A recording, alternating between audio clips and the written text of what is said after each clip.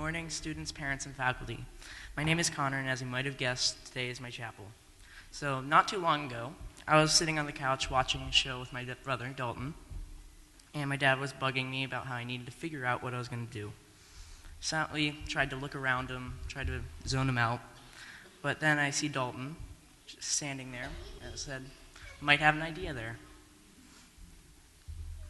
Dalton was born on May 12, 2013. However, he was born a month and a half early and premature. For those of you who don't know what that means, well, premature means that the child was born early.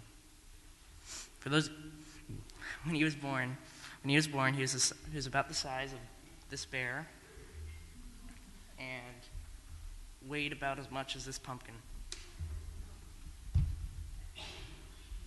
Along with that, he had trouble eating and not fully grown to his skin.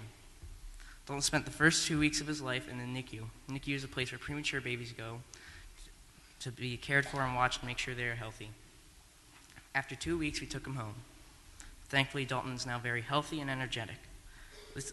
He is now a toddler and wants to get into everything. This leads me to my first lesson. Even when things look bad, don't give up. I would now like to share a couple of stories with you. Remember one time when I was home babysitting Dalton, he was pointing to my water and going, "Wah." So I went to go get him some milk. When I returned, he was not there. I searched the house from top to bottom, only to find him in the office taking down all the little books that were there and reading them. And of course, by reading them, I mean drooling on them, ripping out the pages.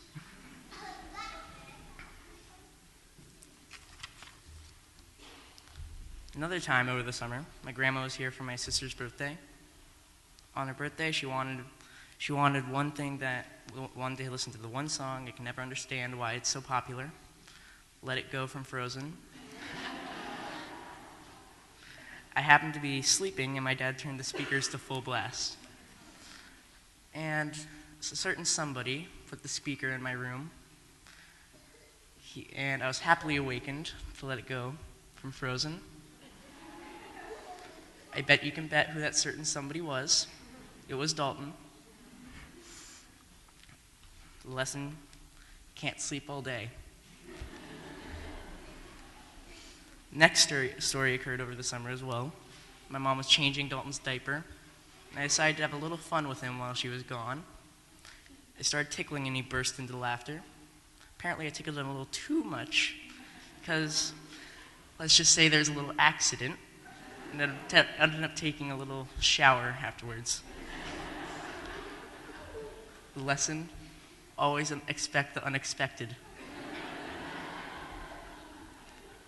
My final story happened a couple of minutes after Dalton was born. It can all be explained through one picture. Despite all the panic, he is still...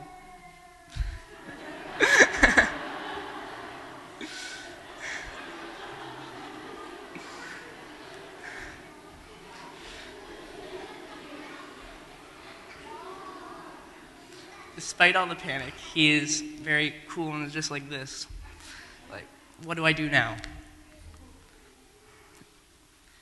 I think that this was a little funny for the time. And the moral: play it cool, and others will follow. As you can see, Dalton has made a significant impact on my life. As a big brother, he reminds me of things that I might have otherwise forgotten. He has taught me very much in only a year and a half. I'll leave you off with some brotherly advice.